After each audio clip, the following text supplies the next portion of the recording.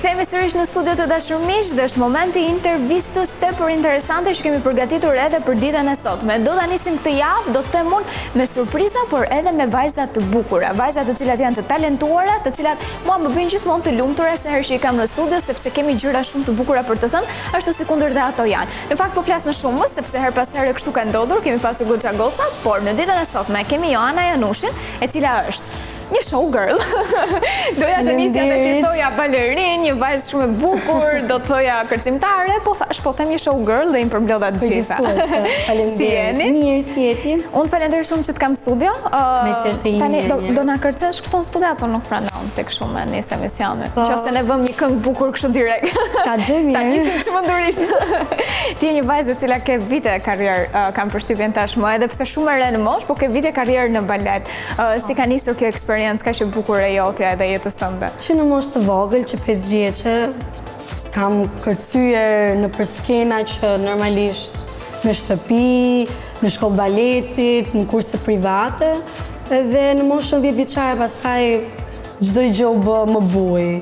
15 hyra në për koncertet, që janë Coca-Cola Festival, me koreograf të minjohur, në Itali, në çdo vend të mundshëm, por më shumë jemi këtu në Tiranë. Edhe besoj që jam shumë e kënaqur me karrierën, e lash për një ca kohë, po e kam pasion, më do prap mbrapa, kështu që. Pse u detyrove që ta lësh për disa kohë? Mendove të merrje një pauzë nga jeta jote? Kur më ndroi jetë nëna, isha 17 vjeçë dhe thash nuk e vazhdoja dot, se ajo ishte inspirimi im më i madh. Edhe do të ngelet të në zemër normalisht. Edhe thash nuk do ta vazhdoj më, sepse nuk kam për çfarë ta vazhdoj. Dhe pastaj mbas një viti thash, okay, pse jo? Vazhdova, u futa në emisione, në Suare, në Top Channel, Clan, Dance With Me. Kam qenë dhe në Tusi Ke Vales, Ton Vizion, 14 vjeç. Kam bërë si janë, edhe normalisht nja ku jam tani, e lash prap. Më thonë, e leje, shkoj e bëj. Por gjithsesi duket që nuk të lë ai ty, nuk të lë kërcimet ty, si duket është një nga gjërat të cilat nuk mund të rrish pa të. Ka arritur që në këto momente të pauzës, ndoshta nuk e qenë sken, po në shtëpi për shembull nuk e di pse dyshoj. Po, siç është këngëtari që këndon gjatë gjithë kohës, unë jam duke kërcyer gjatë gjithë kohës, edhe në veprime që jam, shqip me duar jam duke. Jetë shumë allegër për të kërcyer. Si ka lindur si pasion, si ka lindur ideja për të marrë në këtë fushë? Apo që e vogël? Që e vogël, ka qenë Tusi Ke Vales, 14 vjeç më ka çuar mami, ka qenë Olta Ameta e përshëndes, ajo ka qenë inspirimi më i madh. Edhe më tha, ke brum, a pëtën edhe unë 14 vjetë që nuk dhja që ishte brumi, po nisë. Në kalimin e viteve. Po, edhe thash, okej, provoj 14 vjetë, shkëdej në gjysmë finale, nuk kaloj finale, qaj, edhe Olta që më thot, mos u mërzit, ja akoma e vogël, edhe do vazhdojmë, edhe unë vazhdova. Ajo ka qenë më shtysa me madhe, që kam shtuar deri tani. Në gjithë të vite, ke menduar ndonjëherë që ka qenë e vështirë, sa kaq edhe ka qenë e bukur? Nëse do kishte qenë në një vend tjetër, ndoshta po të kishe lindur në një vend tjetër në Europë, do kishte qenë më e thjeshtë? Ja.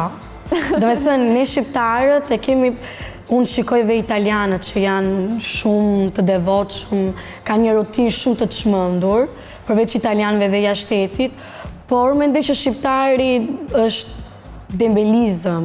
E shoh dhe te vetja ime ndonjëherë, nëse s'po e bëj këto ushtrimin se nuk kam nevojë, edhe pastaj shoh që kam tërheqje muskulare, për shembull kam qenë te kënga magjike me Glini Visin dhe patëm pak ditë më parë te Glini. Dhe më kapi tërheqje muskulare, nuk kam ecur për 2 ditë, nuk kam ecur. Edhe që aty e mora shtysën që shive do të bësh patjetër exercise, patjetër të ushtrohesh edhe ta mbash veten. Në krahasim nëse do kisha lindur në vend tjetër, betohem do isha më fort se çfarë jam tani. Dukshëm pra në Shqipëri ndoshta nuk janë edhe kushtet e mira, janë ndoshta ndonjëherë të lind në kokë ajo pyetja që këtu është e vështirë, arti nuk promovohet ashtu sa duhet. Nuk promovohet. Baleti është shumë e vështirë, kënga promovohet sepse e dëgjon. Kurse njerëzit lodhen me atë syrin, do me thënë, okej, shofi një shfaqe, shofi një teatr, ti si Grete e shikon sepse je pjesa e artit, kurse dikush nga jashtë skene nuk është shumë interesuar. Dhe mendoj që është e vakët për shqiptarët, si opera, baletit, si festivalet e mëdhaja, kështu që mendoj që është shumë e vakët. Qytetarët duhet patjetër që të sensibilizoj të rinjt, pastaj moshat e mëdha, se moshat e mëdha është ndjekje, nuk kam mamin tim që më ndjek me gjithë shpirt, jo vetëm mua, por edhe emisionet e tjera që janë duke unë transportuar tani. Transmetuar tani. Mirë, në fakt ajo që është interesante është edhe përzgjedhja e studimeve. Të ka ndihmuar ndo pak, ke vendosur që për shembull ti vazhdoje studimet për balet apo ke menduar që të kesh diçka tjetër sepse nuk ke besimin e duhur? Kam qenë 18 vjeç, edhe është histori e bukur. Do vendosja në qoftë se do të vazhdoja një shkollë specifike, jo baleti, por zgjodha baletin dhe mora një bursë në Amerikë, Los Angeles Academy ose New York Academy. Edhe është një ndër shkollat më prestigjioze, ju çova video, edhe na kapi korona dhe unë kisha 2 audicione, një në Spanjë edhe një në, mos gabofsha, Maqedoni. Edhe nuk shkova, edhe vazhdova një dek tjetër që janë për komunikim dhe marrëdhënie publiku ndërkombëtar, diplomaci. Dhe jam shumë e kënaqur me këtë dek. Por më ka ngel pak pishman ajo. Edhe peng kam përshtypjen. Shumë peng. Nuk ka asgjë për ta ndryshuar tashmë, nuk mund të bëjmë diçka, ndoshta pas pandemisë nuk jepet sërish si mundsi?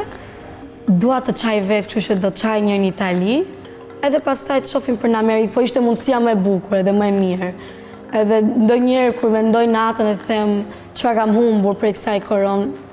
Prej Covidit, dukshëm që na ka ndikuar të gjithëve. Të gjithëve, në çdo profesion, por mendoj që në profesionin e baletit një herë është shumë. Gjatë periudhës së pandemisë çfarë bët, apo dhe ti si gjithë të tjerët bët video në TikTok shtëpi dhe në TikTok edhe Një pat koreografen tonë që ishim Top Channel dhe normalisht u ndërpre Top Channel se janë ndërpre çdo emision.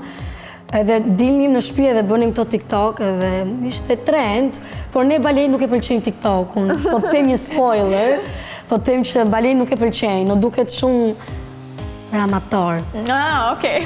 Dhe ta themi këtë. Dhe ta themi pse jo, se në fundit në fakt dukshëm në rrjetet sociale po bëjnë që gjithë aty të famshëm, si ndikon te ju që jeni profesionist vërtet dhe thoni kanë 2-3 followers më shumë, ama po marrin famën të cilën jo një profesionist ndoshta dhe e ka. Ne nuk paragjykojmë, ne balerinë që e kemi ushtruar këtë punë nuk e paragjykojmë, thjesht paragjykojmë dikë që nuk drejtohet me terma të sakta.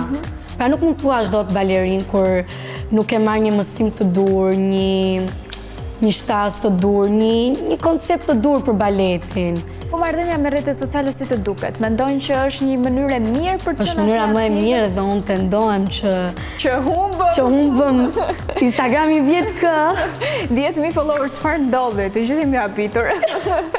Të gjithë më kanë shkruar në WhatsApp, në Snap. Dhe me thënë, ku është Jana, ka humbi Jana, sepse unë isha shumë aktive, po shumë aktive. Disa probleme me familjen, normalisht u detyrova ta mbyllja, ta hapja një diçka më privat. Vazhdon të jetë paragjykimi i mentalitetit shqiptar, kam përshtypjen. Është kjo një vështirësi që e hasni në media? Është pak, kam përshtypjen. Të shtëpisë do më vrasë. Ndoshta jo, në fakt jo vetëm nga familja, në shoqërinë shqiptare. Në shoqërinë jo, sepse normalisht nëse ti prezanton veten në mënyrë më të dur dhe më të përmbledhur dhe më të mirë, pra unë jam balerin, deri këtu është saku im, deri këtu është limiti im, normalisht nuk të paragjykon njeri. Pastaj se kush do të shfaqet më shumë ose normalisht është në drejtën e vetë, në zgjedhja e vetë, po.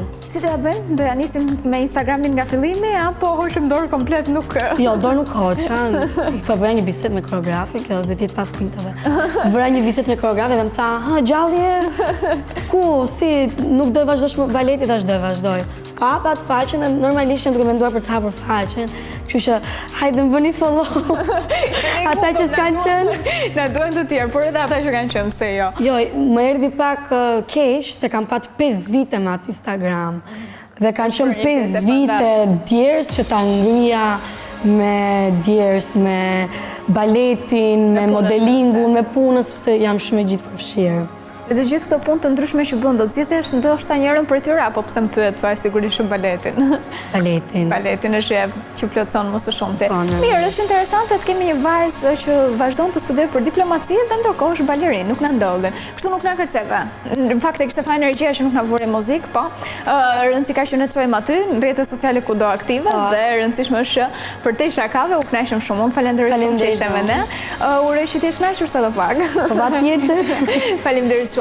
Miqtë, next ishte edhe kjo intervista me Joana Janushi, një vajzë e cila është vërtet e talentuar në fushën e baletit, gjithmonë aktive edhe në rrjetet sociale, pavarësisht problemeve të vogla që na ndodhin rrugës, por ju mund ta gjeni atë kudo nëpër media teksa shihni që të shfaq talentin e saj. Të tillë personazh ne kemi pasur gjithmonë në Next. Është momenti që të largohemi për vetëm pak çaste, por do të rikthehemi sërish pas pak. Mos u largoni nga ekrani.